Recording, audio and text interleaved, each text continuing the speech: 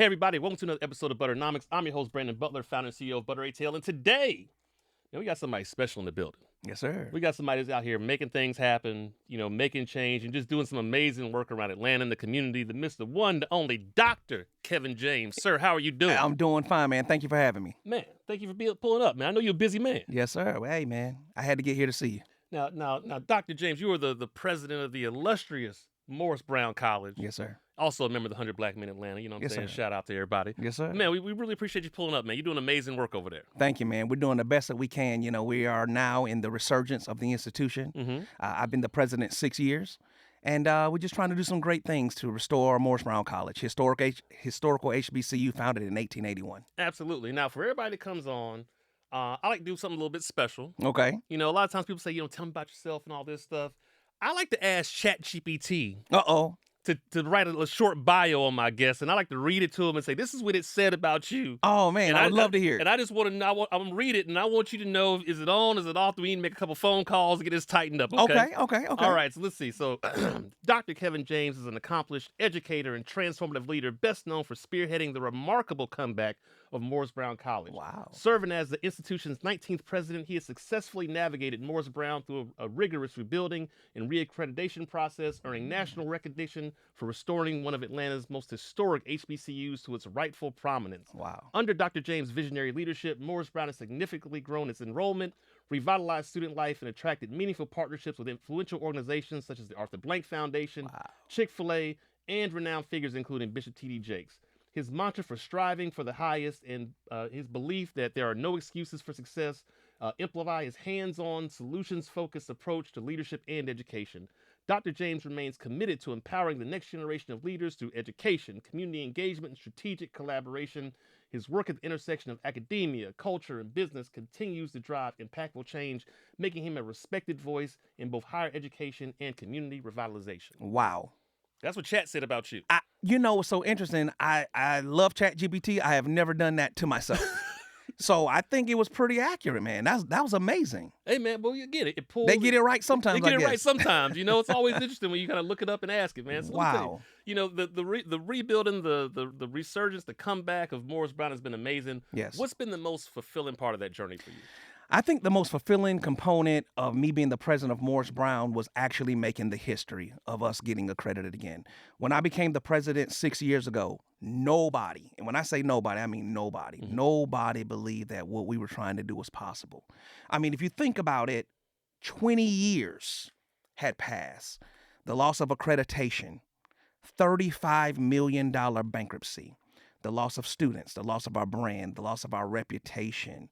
And when I became the president, it was eye-opening to me because people, they wouldn't take my meetings. Hey, man, get out of here, And so the day that we got accredited, I'll never forget it, April 26, 2022, when I sat in the boardroom and told my faculty and staff that we had been accredited, one of the most touching things was one of my employees who had been there for 35 years. Mm-hmm. He just broke down crying. Yeah. Because he had seen it all. He stayed during bankruptcy, lost his retirement, everything. He just broke down crying and just couldn't believe it. And so just the most rewarding thing is that we actually pulled it off. Yeah. The second thing that I would say is my first accredited graduating class. That was amazing because, again, 20 years had passed, and here we got students walking across stage with an accredited degree from Morris Brown College. That was amazing as well. So it's just, humbling experience. I am so grateful to God that he has allowed me to be in this time, in this place, and be able to lend my leadership to lead Morris Brown College forward. Absolutely. You're the person for it. But I have a question, man. I just wonder about this. How does one even get that kind of opportunity in the first place? I something tells me like this wasn't listed on LinkedIn or Glassdoor or something like that, right? Yeah. So it's crazy. In December of 2018, I was at home watching the news, and I saw on the news, president of Morris Brown College resigns. Mm-hmm. And I sat there for a few moments, and I literally out loud said, wow, I want to be the next president of Morris Brown College. I went to the website, Googled it. Job wasn't posted, to your point, wasn't posted. And I saw that Morris Brown was affiliated with the AME Church. Uh-huh. So then I Googled AME Church, and the 6th district of the AME Church headquarters phone number came up. And this was at 7 o'clock at night. I called. And the way God set it up, the chairman of the board of Morris Brown College, his assistant answered the phone. Wow. And I introduced myself. You don't know me. My name is Kevin James. I just saw where your president retired, resigned from Morris Brown. And two complete strangers, we talked for 45 minutes on the phone. And at the end of that conversation, she said, send me your resume. I'm going to put it directly in the chairman's hands. About a month later, I got an interview. 3 interviews later, here I am. That's amazing, man. So look, yeah, it really is just, making opportunities, right? Because I don't think a lot of people would have saw that and made that connection. And I think when you saw something, you said, I'm going to go for it. And when you stepped into this role, like, what was your mindset around like rebuilding and reaccreditation? Like, was there a moment when you knew it was going to work? Were there moments when you didn't think it was going to work? Like, how did you approach that? It's interesting, and this is an honest statement that I'm about to make. I never doubted that we were going to get accredited again. And people ask me all the time, well, where did that come from? I don't know where that came from. I went in, and I'm telling you, I'm going to write my book, right? And it's at least 50 moments, at least 50, where a common sense, everyday, regular person would have quit on the spot. Mm-hmm. And every single time I said, no, we got to overcome this obstacle. I didn't always know how we were going to do it, but I just knew that there were no excuses that we were going to get it done. And so we went in. We were able to build a team of phenomenal leaders. And in the beginning, folks weren't even getting paid. I mean, that was one of the craziest things that I saw when I went into Morris Brown. When I first started at Morris Brown, 3 major things. The first thing was we hadn't paid any of our bills. Mm-hmm. We didn't have the money. We weren't paying our bills. The second thing were the faculty and staff were 7 paychecks behind. Wow. But they were at work. But they were showing up. With a smile. And then the third one, which was the biggest one of all, we only had like $700 to our name. I literally had more money in my account than Morris Brown College had. That's crazy. So, yeah, it was. So it was really, really a situation. I was dealt a hand that most people would have just said, no, I'm not even going to try it. But again, God placed something in me to say, let's go get it done. And we did. What do you remember about like day one when you first walked in, that first time you walked in, the first time you walked into your office, first time you walked in, what do you remember about that day? Well, what I just mentioned, I said those 3 things. They brought, we hadn't paid our bills, stacked bills this high. Again, we couldn't make payroll and we didn't have any money. I literally got up from my desk, walked outside day one, and I started walking around the campus and I was talking out loud to God and said, what in the world did I just walk into? Because I knew Morris Brown College had challenges, but I didn't really know how bad it was until that very first day. And so immediately we had to go to work. To figure out a plan of restoring the institution. And I didn't have all the answers. I just had a vision. I had ideas. And we just set forth the mark and went ahead. Yeah, like one of my favorite things is I always kind of tell people, like, I'm definite in my vision, but I'm usually flexible with the details. Yeah, oh yeah. So, because you got to be bendable. Things are going to happen. You got to kind of achieve. But like one of the things you talk about all the time for your philosophy is, striving for the highest, and there are no excuses. Like when it comes to fixing things, like how did that play out as you started to help rebuild Morris Brown? When I was pledging the Omega Psi Phi Fraternity Incorporated, we had to learn this poem called No Excuses. Mm-hmm. And I don't know what it is, but that poem was really drilled into my psyche of who I am as a leader. That if there's a will, there's a way. There are no excuses. Figure it out. Fix it. Find the answer. Find the solution. And so that's how I approached my leadership at Morris Brown College going in, when there literally were no answers to many problems. I'll give one example. When I first became president, maybe week 2, I got a phone call from Georgia Power, and Georgia Power was like, look, we see y'all on the news and everything, new President Morris Brown, but you all owe us $400,000. We need you all to pay this money. Yeah. If you want to keep the lights on. Well, you didn't have $400,000. What do you do in that situation? I didn't really know what to do, but we figured it out. Mm-hmm. And we were able to come up with a plan where the lights never got cut off. Yeah. Right? So, those kind of examples of just figuring out answers to problems. My leadership style is getting the best people around you who, even if it's tough, they're going to find a will, make a way, and get the problem solved. Yeah.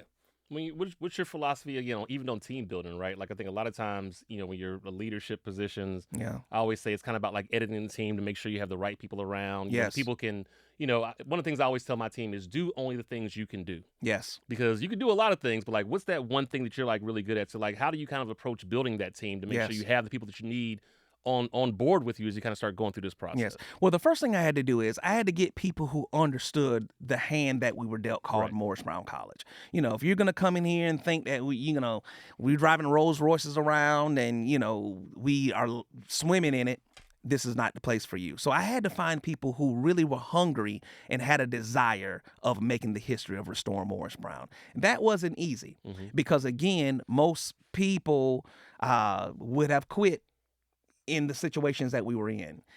I'll give one more example. Probably month 3 on the job, we had a fire in our building where our building was literally destroyed. Okay, we didn't have insurance to get it fixed. So what do you do in that situation when now all of your employees are displaced? Well, we had to figure it out, right? And so people who are understanding, hardworking, people who understood the culture of Morris Brown, understood the culture of HBCUs, and not only that, really boots on the ground type of individuals. I didn't need anyone coming into Morris Brown's building who was not prepared to pull up their sleeves, put down deep roots, and really go to work. And so, again, building a group of folks around me who had that kind of mindset, it wasn't easy, but we were able to get it done. Absolutely, absolutely. Now, y'all have had some significant contributions and support from organizations like Arthur Blank, TD Jakes, and lots of other people. Like, what does that? First of all, like, how do those kind of situations come about? Because again, I think when people just see the number, like, first of all, how do you create those relationships? How do you get to that point? But then also, what does that mean? What does that kind of support mean for the school and the students? Yes. Well, it means everything because these are reputable organizations and companies. And once they sign on, it brings more trust and stability to who we said that we are in our resurgence. I mentioned at the beginning of this interview that when I first started, no one would take a meeting with me. No one would talk to me. So I found out very early in my presidency that I need to just pause from going to major philanthropists and philanthropic organizations and corporations. It was 2 organizations that I stopped and I said, I need to get these 2 groups to really believe again and to pour into the institution. And those 2 groups are the alumni and the AME Church. Absolutely. That's homegrown. And if I can get our 2 home organizations, groups, to support us, then I can go outside and get other support. So the hard reset is what we called it. The hard reset was really surrounded by the alumni and the AME Church. The resurgence, and the hard reset was the first 5 years. Now that we're in our second 5 years, the resurgence is more of partnerships with outside organizations, continuing to work with, of course, the alumni and the AME Church. But now we can go to the TD Jakes of the world, the Arthur Blanks of the world, the Coca-Colas of the world, the Home Depots of the world, where we helped ourselves. I looked at it from a philosophy of self-help first. Let's pull our own selves up by our own bootstraps and show the world first that we're about business, that we have process and procedure, that we are accredited again. And then when folks see that, then they say, you know what? We'll take a meeting with you now. The Arthur Blank relationship, it took me 5 years to get that donation to us. But they had been very receptive from the beginning, shortly after we started the hard reset. But then, once they saw that we were accredited, that we were growing, that we had process, procedure, or everything, then they came in to help us, but it took time. And so, to all business folks listening, it starts with helping yourself first. It starts with showing that you have your house in order first, and then you can go out and partner with others. Absolutely. No, I'm a big believer in that same thing. Instead of going around and starting with just asking, you got to do the work first. Absolutely. And it just gives you leverage too, right? Absolutely. Like it shows people that you're not just here to just ask, you're actually willing to invest the time in yourself and in your business and in just the organization to help make that possible. I want to kind of unpack when you said the first things you did was you went and talked to the alumni and the AME Church. Like, what was that? What was those conversations like? Yeah. So I went into a listening campaign. So one of the very first things that we did, we went over to the gathering spot and we had an alumni listening campaign. I gave a vision of what I wanted to do as the new president of Morris Brown College, and I literally opened up the floor for any questions. You have to understand, I'm not an alum of Morris Brown. I am not AME. And so these folks had no idea who Kevin James was. Yeah. And again, 20 years has passed, so a lot of trust has been lost. Mm-hmm. And so, oh man, they gave it to me, man. You know, how are you going to do this? What about this? How are we going to get a credit? It's been 20 years. How are we going to raise money? How are we going to, you know, and I was able to articulate a vision of, okay, the slow and the steady wins the race. It's not going to be an overnight solution, but with your support and your love of your school, we can work together to be able to restore Morris Brown. I'm going to give you an opportunity to get to know me, to hear me, to learn my vision, to learn my style of leadership, to kind of just listen and see what kind of connections I have and kind of the strategy around getting accredited again. And we were able to do that. And the alumni, it's 3 reasons Morris Brown is back today. Yeah. Number 1, God. Number 2, the AME Church. And number 3, the alumni. Period. Also, those 3 entities are the reasons why Morris Brown never closed. Mm-hmm. And so we were able to do it. But it wasn't easy. It took time, and it took the development of trust. Absolutely. Absolutely. Now, beyond financial contributions, like what does the right kind of partner for Morris Brown look like now? Yeah. Well, at the end of the day, what I want opportunities for my students. So every partnership that we've been able to develop, it directly impacts students. Mm-hmm. If it's internships, if it's scholarship dollars, if it's jobs, or if it's touching our academic program, our curriculum, something like that. And so it usually is in one of those veins, if not all of those veins, right? And so I just use one example. We're partnered with Hilton, Mm-hmm. Hilton Hotels. Well, Morris Brown is the only HBCU in the state of Georgia that has a degree in hospitality management. So that partnership makes sense. Makes a lot of sense. Yeah. That partnership directly impacts internships. My students intern with Hilton Hotels. My students are able to learn from some of the folks who work over there, teach for us, right? So they get to learn hands-on practical experience from experts who work in the field.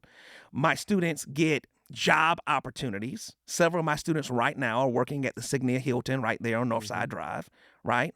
And then, of course, philanthropic support. So we're working with different partners to get philanthropic support. So, usually partnerships touches one of those veins, if not all of them. Absolutely. Now, one of the big things, obviously, you can't have a school without students. Absolutely. And, you're obviously looking to bring more students in and kind of grow that back. Like, what is the pitch to students about why they should come to Morris Brown now and be a part of what you all are rebuilding? Yes. Well, let me first start by saying that when I started 6 years ago, we had 20 students. Yeah. 20. This fall, I hope y'all got some clapping thing over there or something. This fall, we're looking at over 500 students. I'm clapping for that one. I'm clapping for that one. In the building. That's historic. Absolutely. That's history, man. And we're just getting started. I talk to students all the time. At different career fairs, different places I go to speak. I have a phenomenal admissions team, and we talk about the small classroom.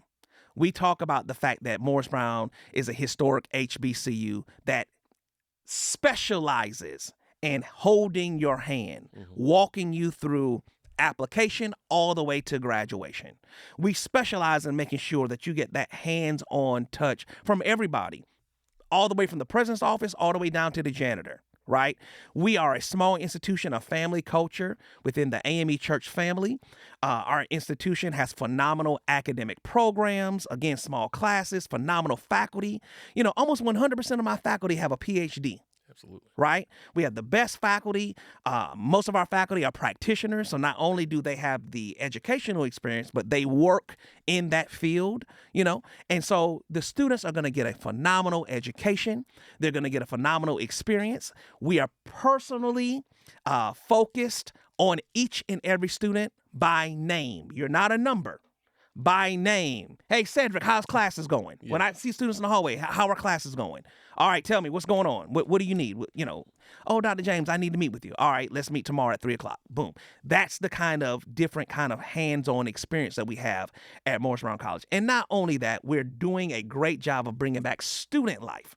So this semester, man, this spring semester, We went viral almost every single week. We brought back Divine Nine, fraternities and sororities. The Qs are back on the yard, the Sigmas, the Deltas, the Zetas, and students are really, really living it up, man. So bringing back student life, we have honor societies, we have the choir back, and we're just continuing to build that student life experience as well. So, Morris Brown is back. Will it be Morris Brown 1990? No, it's different. Will it be Morris Brown 2000? No, it's different. But we are back. Historical HBCU, we are back. The resurgence. Yeah, I spent some time in the AUC and kind of back in, I'm not going to call it the heyday, but definitely back in the late 90s. And I always felt like just Morris Brown had a beautiful campus. There was so much opportunity there. Like it really, again, just kind of comparing it even to the other schools, right? Like I always just love the campus, and I love you talking about like the student life coming back, the yard coming back. Yes. But I do got one question. This is something I've always kind of personally wondered. Sure. What is the goal and what is the vision with the stadium? Do you all still have the stadium over there? Because I've been saying this for the longest time, and this is my hope. And I'm like, but if they don't do anything with this, it just seems like that'll be the perfect partnership with the Falcons or something like that over there, man. Yeah. So a lot of people don't know that Morris Brown College, we filed bankruptcy. I mentioned $35 million bankruptcy. We don't have the stadium anymore. We actually lost it. Clark Atlanta University now owns the stadium. Okay. And I've heard conversation that the stadium may be transformed into affordable housing. Okay. But I don't know all those details. But Morris Brown no longer owns the stadium. Okay. All right. Now, what is the future like with all the growth you're having? And like, if you had to kind of like fast forward a little bit, let's say like 5 years in the future of everything happening, what does Morris Brown look like in 2030? Yes. Morris Brown College is and will be a vibrant HBCU that is focused on bringing students in and giving them all the tools that they need to be able to go out into this world and compete, and not only compete, but win and succeed. That is what Morris Brown College will be. We will be a first choice institution for students. We will be a choice for students who may not think that they have the option or opportunity to go to college. It's so many people, alums who come to me at homecoming and different places and say, Dr. James, Morris Brown is the only school that would give me an opportunity. And now I'm a lawyer. Yeah. And now I'm a doctor. And now I own my own business. And now I'm doing great things in Atlanta, Georgia, this region, this country, right? And so Morris Brown College will continue to be that safe haven for all hungry souls, for students to come and be educated. We anticipate, and we've identified this in our brand new 5-year strategic plan, that we want to double our enrollment. We're going to go from 400 students to 800 students over these next 5 years. And when you think about the upcoming school year, like what are you most excited about this fall? Oh, man, I'm excited about the numbers. Morris Brown, I don't think anyone ever thought Morris Brown would ever see 500 students ever again. I'm excited about student life. Already, students are getting prepared for new student orientation, hosting different fairs and different events and parties and all kinds of different things. I'm just very, very excited to see all of the new students that are coming. We've already broken a record. Morris Brown already has over 1,200 applications for admissions. We never thought that we'd ever see that kind of interest in Morris Brown College. Doesn't mean 1,200 students are coming to Morris Brown, but have completed an application to say we're interested in learning more about Morris Brown. That is historic in nature. And so we're just excited about continuing to grow and to research the institution. And one thing I want to unpack too, I don't think a lot of people fully understand the relationship between Morris Brown and the AME Church. Just for those that don't know, can you kind of explain what that relationship looks like? So in the late 1800s, a group of white trustee members from Clark College approached the leadership of Big Bethel AME Church. Now, that is very significant because Big Bethel is a historic black church, and everything black in the 1800s went through Big Bethel. As a matter of fact, it had the nickname the Black City Hall because that is where everything black went through Big Bethel AME Church. So these trustee members approached Big Bethel and said, can we use your church for classroom space? And so as they were sitting around the table, one of the trustee members said, well, if we're going to let Clark College use our church for classroom space, why can't we just start our own college? Now, these are former slaves having this conversation. And the pastor of the church, his name was Wesley John Gaines, he stood up and said, with the help of God, we can start our own college. And with the help of God, we will start our own college. And so he went to the AME Church and said, we want to start a college in Atlanta for the education of Negro boys and girls. Henceforth, the AME Church started Morris Brown College. Now, why is that so unique? Morris Brown College is the only college, the only school in Georgia that was actually founded, funded, owned, and operated by Black people for Black people. Oh, wow. So started through the AME Church. So we go all the way back to 18 to the basement of Big Bethel AME Church where we were founded. No, that's great. That's great, man. And now with everything you've been building, what's been the reception and the feedback from the alumni? Because you said that was one of the big, other group that you could, like, what have the alumni been saying about this whole research? Oh my God. Again, a lot of people never thought that Morris Brown would be back. So the alumni are elated. Now, the alumni have always continued to support Morris Brown. Yeah. We always had a homecoming every single year, even during the unaccredited years. We always had a graduation, even though school wasn't accredited. Every year we had a graduation. So the alumni had always stayed with the institution, and they have been so supportive. As a matter of fact, we just broke a record this year.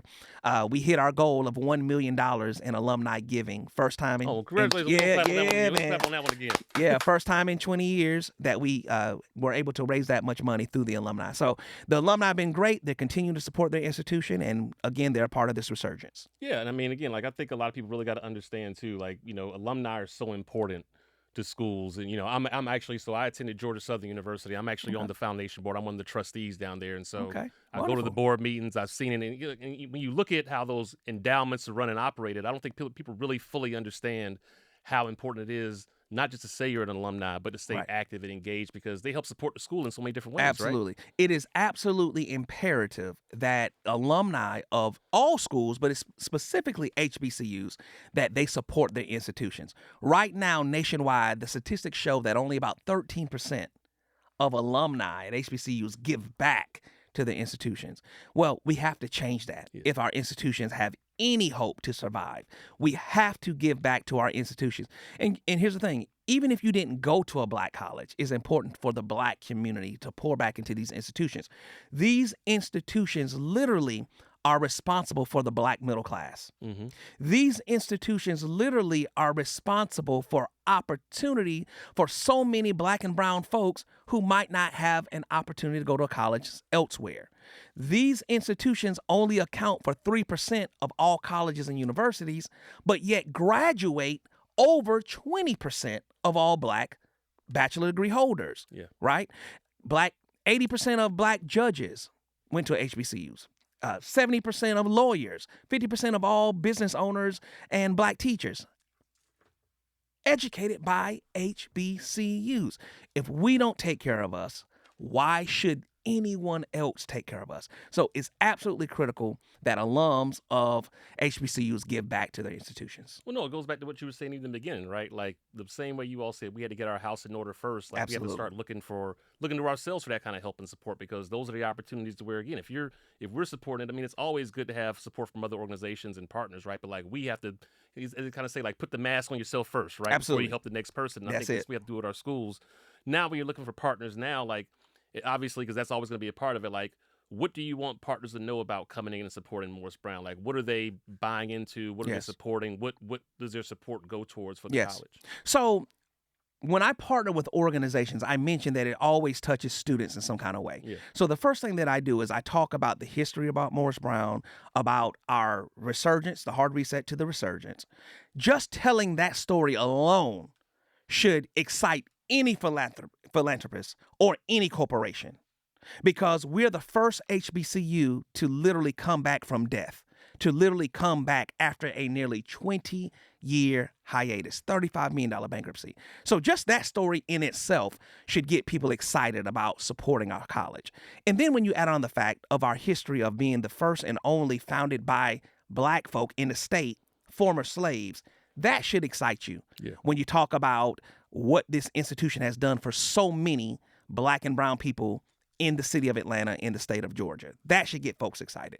And then when I tell the stories about how wonderful our students are, where they come from, their opportunity, that gets folks excited as well. And so just telling those three stories should get everyone excited. And it, from the success that we've had through partnership, it has gotten a lot of people excited. Absolutely. Now, as you've gone through this process, again, there's been ups and downs. I'm sure there's been challenges, but like, what have you learned about yourself as Oh a man, leader through this process? I'm gonna tell you the number one thing that I have learned probably is resilience. Kevin, figure it out. Figure it out. There is an answer. If there's a will, there's a way. I just recently did a TED Talk, and the title of my TED Talk was "You Must Be Crazy." And I was talking about myself because when I first became the president of Morris Brown, everyone told me I was crazy. And so the title of my TED Talk, I say, hey man, you got to be crazy to do something of this magnitude. You have to be crazy to do something when people said that, it's impossible. I tell this story all the time. I know what Noah felt like when he was building the ark and was telling folks, hey man, I got to build this ark because it's about to rain. And it had never rained before. And people are like, man, you're crazy. I know what he felt like because that's how people looked at me. And so you must be crazy. So the number one thing I've learned is resilience, perseverance, never giving up. Man, look, it sounds like, I mean, no, well, here's the thing. Anytime you take on something that nobody's ever done before, Yes. or just like get those kind of challenges, right? Like, yeah, you do have to, you have to have a little bit of crazy. I'm not gonna Oh, lie. yeah. You do gotta have a little bit of, you gotta have a little bit of just, not Yeah. even just crazy, but just, you gotta just understand, like, you gotta see something that other people kind of don't see. You have to be courageous. Right. And it seems like even when, again, even the way you approach that opportunity in the very beginning, seeing something on the news, looking up how to get in contact with the school, making a phone call, like, Yeah. that's just somebody that, again, they see something that other people don't see, and you kind of see an opportunity in that. But the Yeah. thing about people that people need to understand is the people that run towards those fires, right, and see those opportunities, Yeah. there's something amazing on the other side of that. Absolutely. And if you start to experience kind of just the amazingness, again, just having the community come around, seeing it come back to life, like I'm sure you take a lot of pride in that, right? I take so much pride. I'm so proud, man. 100 years from now, they'll look back and they'll say, hey, that College of Morris Brown, that is so phenomenal. They lost their accreditation in 2002, 2003. They went 20 years without accreditation. They overcame bankruptcy. They overcame all of those things. And now look at them now. I'm so proud. I'm so proud of my team.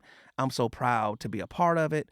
And I'm just here to be used as a tool. Absolutely. Now, if anybody's listening and they're feeling inspired by this story, they want to support, like, how can they support the college? Like, how Yes. can they contribute to the mission of Morris Yeah. Brown? The first thing that I ask everyone to do is tell somebody, have you heard about Morris Brown? Hey, man, Morris Brown, that school from the movie Drumline? You heard they lost their accreditation? Man, they got it back, man. First school to ever do that. First HBCU to come back after 20 years. Tell the story. Literally be a walking billboard for Morris Brown College. That's the first way that folks can help us. The second way that folks can help us is financially, right? Go to our website, morrisbrown.edu, click on that give button and give anything. Nothing too big, nothing too small. We would appreciate your financial support. Absolutely. And for students that might be involved, like, what does it take for a student to actually go to college? Like, what are you looking for as far as students that want to be at Morris Brown? So we're looking for students who want to better themselves. We're looking for students who have a desire of coming to college, participating, having a great experience, and giving all that you can regarding your academics. That's what we're looking for.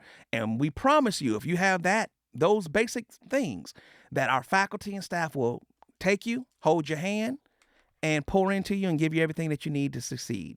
We're looking for students who are hungry, who are academically prepared, students who really just want to come to college and get a great education. Absolutely. Now, one thing I always wonder about is that you can always kind of connect the dots looking backwards.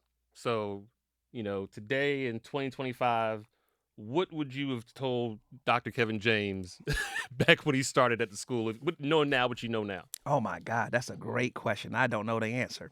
What would I tell the younger president? Oh, I know the answer. One of the things that I still work on are these politics. If you're going to be a college president or a leader of a corporation or CEO or whatever, you have to really, really stay abreast of these politics. Right now we have a new president, and it's a lot of things going on politically that have negatively impacted HBCUs and Morris Brown College, right? I just use one example. If they cut Pell Grants, that affects everybody in higher ed, but it really affects Black colleges because who are our students? Many of our students are Pell eligible, come from disadvantaged backgrounds. So being able to navigate politically and really studying that arena and being prepared to work in that arena, I think the brand new 2019 Kevin James as president, I've learned so much over these last 6 years when it comes to politics, and just continuing to improve in that area. Absolutely. Well, Dr. James, look, you've done amazing work, getting to school, like I said, through the rebuilding to the resurgence, revitalization. And again, like, I don't think people really understand to lose accreditation is a very big thing. It is. Not just for the school, but for the alumni that have gone before. Absolutely. And it's one of the most important things any kind of school has. And so just going through that process and like pulling that school back, like I said, literally from death, from Yes. bankruptcy, Yes. and building something, that's something you should obviously be so proud of. Yes. I think it shows your character as an individual. I think it shows your vision as a leader. And, the school is lucky and blessed to have somebody like you in there. So I just want to say again, as a person that's seen everything that's happened over there, Yes. honored for you to kind of come in here, and I'm honored for you to be a part of this and kind of tell this story. Last thing I'd ask you is if there's one thing, one piece of advice, one thing you just want anybody that wants to do something amazing or big to know, what advice you just give to that person that just feels like it's not possible? Yes. Preparation. You have to prepare yourself for whatever it is that you're doing or want to do. I literally study every single HBCU president. I literally have all of their pictures on my in a database with their names, their titles, what they did, what they do, some of their phenomenal things that they've done, and I study them. And so while I'm already in the position, I still continue to learn. So I tell people to always prepare. And also another piece of advice I give people, learn from the mistakes of others. Mm-hmm. You don't always have to touch the fire to know it's hot. Let that other person touch the fire and be like, oh man, that really was hot, wasn't it? And okay, I'm not going to touch that fire. And so I've also really prepared myself by learning from the mistakes of other folks. Absolutely. Well, Dr. James, again, we're so honored to have you on here. Congratulations on everything you've done at Morris Brown, everything you'll continue to do. Thank you. Like I said, the students, the school, the alumni, all those folks should be very honored and blessed to have somebody like you, a leader like you in that place. Thank you, man. And, with that said, y'all, we out. That's the pod.